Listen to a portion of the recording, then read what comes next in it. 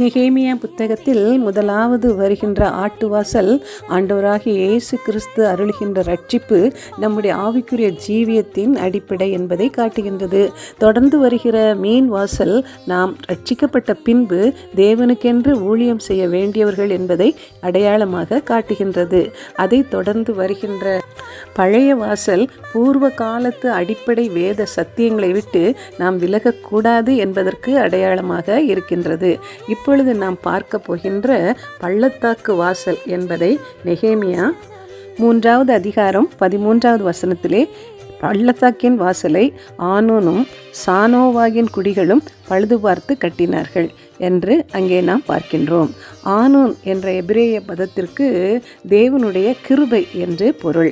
யாக்கோபு 5:5 தேவன் தாழ்மையுள்ளவர்களுக்கு கிருபை அளிக்கின்றார் என்று நாம் பார்க்கின்றோம்.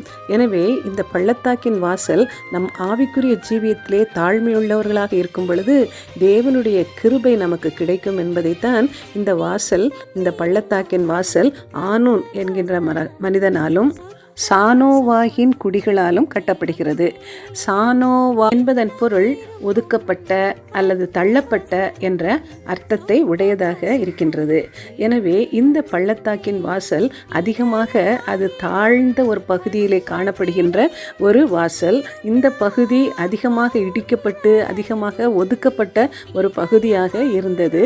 நெகேமியா இதை கட்டி எழுப்ப காரணமாக இருந்தது போல நம்முடைய ஆவிக்குரிய ஜீவியத்திலேயும் பரிசுத்த ஆவியானவர் அநேக நேரங்களிலே நம்மை ஒரு தாழ்மையான, ஒரு வேளை இடிக்கப்பட்டு நொறுக்கப்பட்ட ஒரு நிலைமையிலே அவர் நமக்கு உபத்திரவங்களை அனுமதிக்கிறார் என்று நாம் அறிந்து கொள்கிறோம். ஏசாயா 57:15 சொல்லுகிறது, நித்தியவாசியும் பரிசுத்தர் என்கிற நாமம் உள்ளவருமாகிய மகத்துவம் உன்னதமானவர் சொல்கிறார், உன்னதத்திலும் பரிசுத்த ஸ்தலத்திலும் வாசம் பண்ணுகிற நான் பணிந்தவர்களின் ஆவியை உயிர்ப்பிக்கிறதற்கும் நொறுங்கினவர்களின் இருதயத்தை உயிர்ப்பிக்கிறதற்கும் நொறுங்குண்டு பணிந்த ஆவி உள்ளவர்களிடத்திலும் வாசம் பண்ணுகிறேன் என்று பார்க்கின்றோம். கிறிஸ்து நமக்குள் எப்பொழுதும் நிரந்தரமாய் வாசம் பண்ணுவதற்கு இந்த பள்ளத்தாக்கின் அனுபவம், நொறுக்குதல்கள், நம்முடைய இருதயத்தின் காயங்கள் நமக்கு தேவையாக இருக்கின்றது.